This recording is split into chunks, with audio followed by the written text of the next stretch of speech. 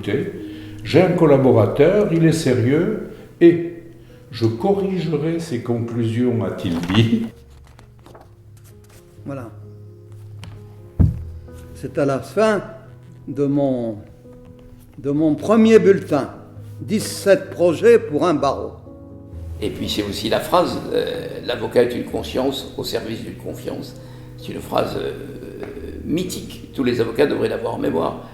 J'ai passé toute mon après-midi dans les coffres d'une banque à compter les pièces d'or.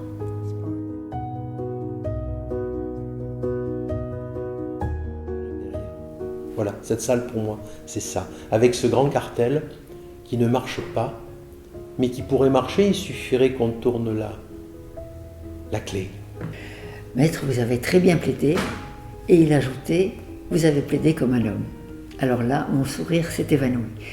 Faites voir maître, il prend le code civil comme ça, il regarde à droite, il regarde à gauche, il dit maître, si on arrachait la page. Jusqu'à une petite porte que l'on ouvrira, et c'est vous qui le coucherez sur la table pour lui couper la tête. Et j'ai dit au jury, voyez-vous, ça je l'ai entendu il y a 65 ans, je l'entends encore. J'y suis. Voilà, vous voyez un homme heureux et content de vous avoir rencontré.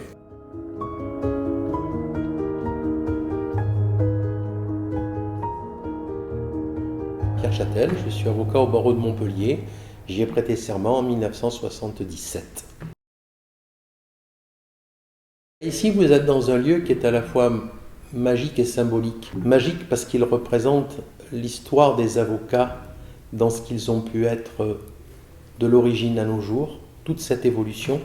Et symbolique parce que c'était aussi le lieu de la connaissance, les livres, le lieu du savoir, avec ce qui était l'ancienne parlotte, où les anciens s'asseyaient pour parler. Et puis le lieu qui pendant longtemps a été le lieu où les avocats, quand ils se réunissaient, le faisaient en assemblée générale. Vous voyez, il n'y en avait pas beaucoup à l'époque. Et pour moi aussi un lieu de mémoire, puisqu'il y a une plaque ici à laquelle je tiens beaucoup, qui est une plaque qui reprend le barreau de Montpellier en hommage à ses disparus et à ceux de la grande famille judiciaire. C'est aussi ne jamais oublier, quand on existe, d'où l'on vient, pour pouvoir montrer la direction à ceux qui arrivent derrière. Voilà, cette salle pour moi, c'est ça. Avec ce grand cartel qui ne marche pas, mais qui pourrait marcher, il suffirait qu'on tourne la clé. Et un jour, quelqu'un la tournera. Et à ce moment-là, toutes les heures qui ne se sont pas égrenées, elles reviendront dans la mémoire de ceux qui l'écouteront, si on a su garder la tradition. Lorsque je suis arrivé au palais, je ne connaissais personne. Pour arriver à être connu et pour faire une carrière, le pénal était la voie royale. J'ai donc choisi le pénal. Faisant beaucoup de pénal, un jour, un ancien confrère est venu me voir en me disant « Est-ce que vous aimeriez venir travailler avec moi ?» Bien sûr, j'ai dit oui. Il s'appelait Fernand Guittard, son associé était Robert Carle, un ancien avoué, et c'est devenu la société civile professionnelle Guittard Carle Châtel. Auparavant, j'avais eu la chance de faire mon stage chez Jean David, qui était spécialisé en immobilier. La deuxième partie de mon stage, je l'avais fait avec le bâtonnier Zuccarelli, le bâtonnier Christol et Gérard Christol et Bernard Fabre. Tous les deux sont devenus bâtonniers ensuite, mais ils ne l'étaient pas à l'époque. J'ai porté les couleurs de ces cabinets. J'ai ensuite fini avec Pierre Moulin. J'ai été désigné lauréat de l'ordre. Et c'est à la suite de cela, peut-être le titre et le pénal, que Fernand Guittard est venu me chercher, que j'ai commencé ma carrière au barreau. Être quelque part sans y être impliqué me semble y être en visiteur. J'ai toujours aimé être impliqué. Donc j'ai été syndicaliste, j'étais à l'UJA, j'ai fait mes premières armes et je pense que le monde du syndicat est une très bonne école pour l'ordinalité. De syndicaliste, je suis rentré au Conseil de l'Ordre. À la suite du Conseil de l'Ordre, je suis rentré à la Caisse de règlement des avocats de Montpellier. Puis, le temps a passé, j'ai été élu bâtonnier. Élu bâtonnier, je me suis présenté ensuite à la conférence des bâtonniers, où j'ai été élu. J'ai été en charge à la conférence des bâtonniers de la déontologie, que pendant 6 ans, j'ai enseigné aux bâtonniers de France et d'outre-mer. J'ai été vice-président de la conférence des bâtonniers. J'ai refusé la présidence pour des raisons qui m'étaient personnelles. J'ai ensuite pris la présidence de la conférence des bâtonniers du Grand Sud-Ouest, qui est la plus grande conférence de France, 5000 avocats, 6 cours d'appel. Gérard Cristol étant le doyen de l'ordre et le grand, Pierre Châtel est le doyen du Conseil de l'ordre. Ça ne peut être qu'une plaidoirie d'avocat. De bâtonnier, il y a 2 sortes de souvenirs. Le souvenir de l'avocat, ça ne peut être qu'une plaidoirie, parce qu'un avocat, pour moi, c'est un homme engagé, un homme qui plaide. Donc c'est peut-être mon premier acquittement. Non, mon premier, c'est parce qu'il y en a juste un derrière, il n'y en a pas eu 36. Mais la première audience où on rentre dans une salle hostile, où on se sent investi d'un mandat terrible, défendre un homme, défendre sa vérité, pas la vérité, sa vérité, l'exposer aux autres, essayer de les convaincre. Et c'est pas tellement le délibéré qui est important, c'est ce moment où quelque part vous vous dites je suis allé jusqu'au bout de moi, et quand vous sortez, il y a le regard de cet homme qui se pose dans le vôtre, non pas en vous disant bravo, je ne suis pas un comédien, mais je le prends tel quel en vous disant merci. Et là on se dit, j'étais à peu près à la hauteur de ce que je pensais. Mon meilleur souvenir, c'est celui-là. Mon meilleur souvenir de bâtonnier, c'est peut-être 2 si vous me permettez.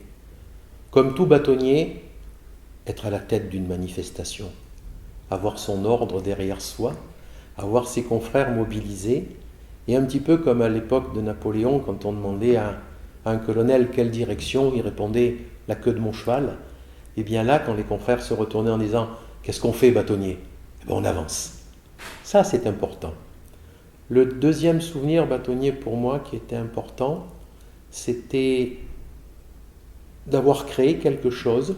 C'était la première rentrée économique du barreau. Cela ne se faisait pas à l'époque, c'était en 2007, où pour la première fois on a fait une rentrée économique et non pas judiciaire, où on a convoqué les chefs d'entreprise, la chambre de commerce, pour essayer de donner une autre ouverture. Et j'essayais dans cela d'être dans la suite logique de celui qui a été mon maître au plan de l'ordinalité, c'est François Bedel de Buzarengue, qui avait été le premier à lancer ce slogan qui, à mon avis, doit être toujours d'actualité, les avocats dans la cité. François a viscéralement et chevillé au corps cet esprit de l'avocat. Il n'a pas d'âge, François. J'ai connu François Bedel de Buzarengue, à l'époque nous étions dans le même syndicat, il en était le président national, et j'ai souvenir d'une assemblée générale, où à la fin de l'assemblée générale, François Bedel, le président Bedel, Châtel, le secrétaire de Bedel, nous retrouvons tous les deux, et François en disant, Pierre, tu as vu, il y a les chaises, qu'est-ce qu'on fait? Je dis, François, il faut qu'on les range. Et le grand président Bedel se retrousse les manches, va ranger les chaises avec Châtel, et le lendemain, représide. Pour moi, c'est ça l'engagement d'un homme. Et puis, ce qui nous rallie aussi, c'est la conception de ce métier, de ce barreau, de l'ordinalité, du rôle de l'avocat.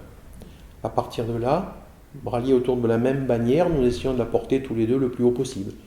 Ma volonté de créer le musée des avocats et de faire en sorte que ce soit François Bedel de Buzarengue qui en soit le conservateur, c'était lié à cette tradition. Dire aux jeunes, vous rentrez dans ce métier, quelle que soit votre origine, vous rentrez dans une grande famille, dans une grande histoire, et elle vous appartient. Mais accaparez-vous-la. À l'époque, quand on amenait les jeunes avocats au serment, il n'y avait pas, à mon sens, suffisamment de solennité. Le bâtonnier de Montpellier étant président de la conférence régionale une année sur 2, j'étais président de cette conférence régionale et j'ai donc demandé aux bâtonniers du ressort de venir dans cette pièce, se réunir avec les avocats qui allaient prêter serment. Et j'avais confectionné le bâton du bâtonnier à partir d'une statue de Saint-Yves que François Bedel avait laissée à l'ordre et d'un pied de vie que j'avais fait faire.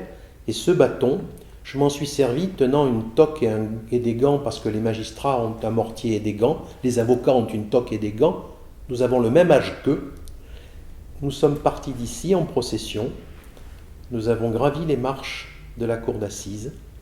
Et quand nous sommes rentrés dans la salle, les portes se sont ouvertes grandement. Et j'ai dit à mes jeunes avocats, quand les avocats marchent derrière leur bâtonnier, les portes des cours d'assises s'ouvrent en grand. Et je crois qu'ils se sont souvenus ce jour-là, tant pour eux que pour leurs parents, de ce que voulait dire le mot bâtonnier, le mot ordre et le mot ordinalité. À l'époque, on m'avait dit, vous voulez continuer à faire le tableau, mais nous sommes tellement nombreux, pourquoi continuer à le faire? Je lui ai dit, mais c'est important parce que dans ce tableau, il est tenu dans un cadre. Les noms, même s'ils sont petits, sont tous mentionnés. Il y a ceux qui sont morts au champ d'honneur, il y a ceux qui viennent de prêter serment. Nous sommes tous dans la même famille. Le tableau de l'ordre, c'est fondamental pour moi. Il est peut-être illisible, mais il existe. C'est dans cette optique-là. Au plan européen, nous sommes en train de discuter sur le code de déontologie européen. Je suis en charge pour la France, en tant qu'expert, de déterminer ce code européen, quels sont les plus petits dénominateurs communs qui peuvent s'appliquer à tout le monde. On travaille beaucoup aussi sur la notion d'indépendance de l'avocat, puisqu'un avocat, c'est quelqu'un d'indépendant qui est garant d'un secret professionnel. L'indépendance et le secret professionnel sont les deux choses que de tout temps on a attaquées quand on voulait attaquer la profession. Napoléon voulait couper la langue des avocats, et pourtant c'était un sabreur, il n'y est pas réussi. Donc à l'heure actuelle, l'indépendance, le secret professionnel, le défendre en sacralisant cette profession, en la sanctuarisant sur... Il n'y a pas deux professions, l'avocat qui fait du judiciaire, l'avocat qui fait de l'économique. Le secret professionnel doit être unique et défendu. Donc la déontologie, le secret professionnel et l'indépendance, c'est le projet que j'ai à l'heure actuelle au plan européen.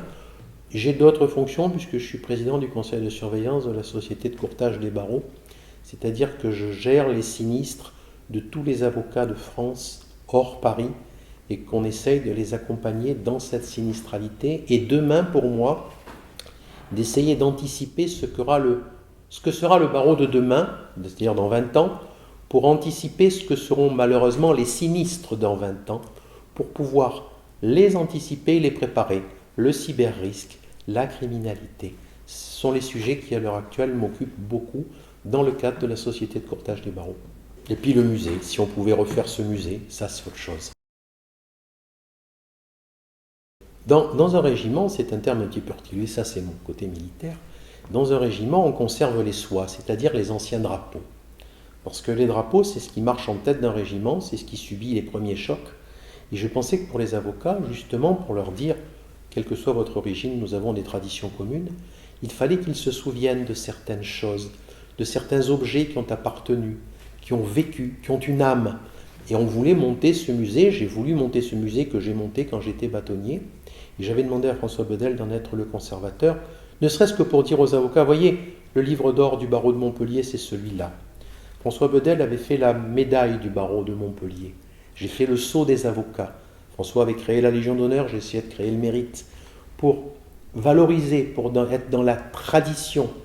Nous avions parlé des sacs de procédure pour expliquer aux confrères pourquoi ils n'ont pas de boîte aux lettres mais des toques. Puisqu'avant, quand un avocat arrivait au palais, il posait sa toque et les confrères qui voulaient mettre du courrier dedans le mettaient dans la toque. Donc confrères, vous n'avez pas de boîte aux lettres, vous avez des toques. Pourquoi parler des sacs de procédure? Parce que mettre l'affaire dans le sac, c'était à la fois juger que la procédure était terminée, c'est l'avoué qui le décidait, il fermait le sac de procédure, il le montait, il ne le vouait pas aux gémonies, mais il le montait au pinacle, et quand il était monté au pinacle, il ne le redescendait que pour aller plaider.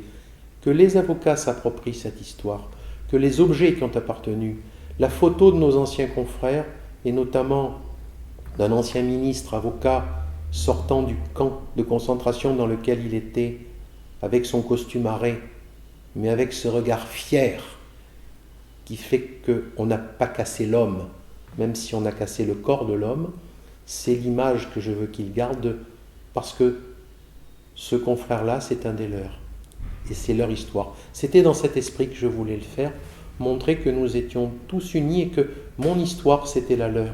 Mon âge est le mien, leur âge, c'est le leur, mais notre histoire est commune. Oui, c'était ça. Et dans le musée, il y avait une chasse avec les médailles que le barreau avait reçues. nous avions aussi, à l'époque, c'était Bernard Fabre qui avait fait le jumelage avec Barcelone. Et comme j'étais son secrétaire de conseil, son premier conseil, j'avais été chargé de faire ce jumelage, d'organiser ce jumelage avec Barcelone. Premier jumelage du barreau de Montpellier. La ville était jumelée avec Heidelberg, mais le barreau n'était pas jumelé. On a donc jumelé Montpellier-Barcelone, alors que Barcelone, beaucoup plus proche de Toulouse, dans le milieu des affaires, on avait voulu mettre cela en honneur, et cette charte de jumelage, ces premiers échanges. Un exemple, quand le bâtonnier de Barcelone arrive, je vois sur sa robe ici un grand rang de dentelle. Et on demande au dégât, mais bâtonnier, pourquoi un rang de dentelle sur un truc? Il dit, parce que c'est la robe du bâtonnier. Ah bon? Il y a une robe différente? Ben oui, j'ai le même costume que le premier président. Pourquoi? Bien pour lui faire comprendre que lui et moi, nous sommes sur un pied d'égalité. L'idée fait son chemin. C'était l'idée pour moi d'avoir une toque alors qu'il y a un mortier, mais dans le symbole de la robe, de ce qu'est un bâtonnier par rapport à un premier président, de l'image de l'avocat par rapport au juge, tant qu'il y aura des magistrats, il y aura des avocats. Le jour où l'un des deux va disparaître, c'est la justice qui va disparaître. Donc voilà, ça fait partie de ces éléments, les grands souvenirs du barreau, ces éléments-là, voir les photos de ces gens qui ont créé ça, qui ont avancé. Le barreau de Montpellier a toujours été précurseur. Nous avons eu des grands noms du barreau, 2 anciens présidents de la conférence des bâtonniers, 2 présidents de l'INCA, un président de l'ANAFA, des grands messieurs, un ancien ministre, François Delmas. J'ai fait une salle François Delmas. Je l'ai faite à la fois parce que Pieds Noirs, je voulais rendre hommage à celui qui, maire de Montpellier, avait accueilli les Pieds Noirs. Je l'ai fait aussi à celui qui était le bâtonnier, mais qui en même temps a été un homme engagé au plan politique. C'est celui qui a eu le plus de mandats politiques, en tout cas le mandat le plus haut. Mais nous avons beaucoup de confrères qui se sont engagés dans la vie politique, qui ont été maires. Christol vous en a parlé, je suppose, l'exemple type de Gérard Christol. Pour moi, il y a à l'heure actuelle 2 grands piliers pour le barreau de Montpellier. Le bâtonnier Bedel et le bâtonnier Christol. Chacun à sa manière. Tous les 2 ont été présidents de la conférence des bâtonniers. Tous les 2 ont laissé une trace. Et c'est un honneur pour moi d'être dans les pans de leur robe. Et ce sera un honneur pour moi que si les jeunes se disent les pans de cette robe, elles nous appartiennent, je crois que ce sera une mission réussie dans cette mission de... En fait, l'avocat, il transmet, il prend la parole de son client, il l'ingère, il la digère, il la resserre. Mais il la resserre à travers le filtre de sa conscience, de sa compétence, de son indépendance. Et bien, cette notion de transmission de métier, il faut qu'on ait un flacon suffisamment vieux et suffisamment poussiéreux pour que le vin puisse bien y vieillir. Et c'est grâce à ces images de ses confrères qu'on pourra faire l'élixir de demain. Il se boira dans 20 ans peut-être, mais il faut préparer pour dans 20 ans. C'est ça en fait, c'est le métier de la vigne, l'avocat. La revue de l'UJA, c'est une création. Nicole Loubatière, en 1981, à l'UJA, demande à 5 de ses copains pourquoi on ne ferait pas comme Paris la revue de l'Union des jeunes avocats. Elle s'adresse à Georges Péridier, Pierre Châtel, André Brunel, Michel Tisser. Et nous allons monter cette revue, parce que Nicole Loubatière le veut, autour d'elle, on va monter cette revue. On va organiser ce spectacle caustique où les avocats se moquent d'eux-mêmes et se moquent des avocats et des magistrats. Et on va faire cette première revue. On va aller la faire d'abord, on va répéter, on va aller au Lydia, du côté de Perpignan, tranquille. On donne le premier spectacle et on donne l'officiel en juin 1981. Et la première revue de l'UJA se fait donc en présence des autorités, montée par les copains, moyenne d'âge 24 ans, 25 ans. On a copié l'UJA de Paris, on a fait la revue de Montpellier, il y a plus de 40 ans. Elle existe encore. Ça, c'est une très belle tradition. Parce que la revue existe, les acteurs ont changé, les thèmes ont peut-être changé, mais la revue existe. C'est aussi pour moi le symbole de l'ordinalité. Les avocats ne plaident plus avec les codes, ils plaident avec l'ordinateur, mais le code existe toujours pourtant. Et l'avocat existe toujours. Se mettre en modernité tout en gardant la tradition. Le même conseil qu'on donne à un cavalier. En avant, calme et droit. À partir de là, quelle que soit la monture que l'on choisit, si on est en avant, si on est calme, c'est-à-dire qu'on sait garder la distance nécessaire, la distance suffisante, et qu'on est droit dans ses convictions, dans ses conceptions, dans son langage, on peut aller partout. Pour tous les bons souvenirs, non, je ne regrette rien. Si à un moment donné, enfin, je ne peux pas dire d'avoir sacrifié. Quand on est pénaliste, c'est un métier individuel.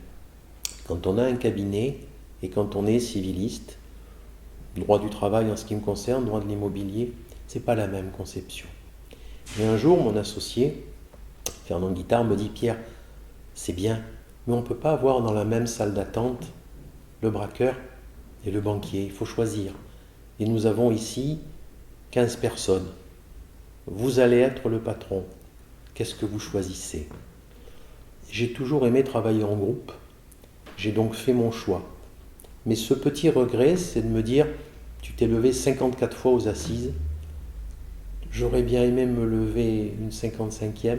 C'est le seul regret de ne pas avoir continué à faire plus de pénal. Mais pour le reste, pour toutes les émotions, pour tout ce que j'ai vécu, pour la robe, cette robe à laquelle je suis fondamentalement attaché, qu'on la mette ou qu'on ne la mette pas. Non, je regrette rien, à part que c'est passé trop vite. Mais ça, hein, difficile.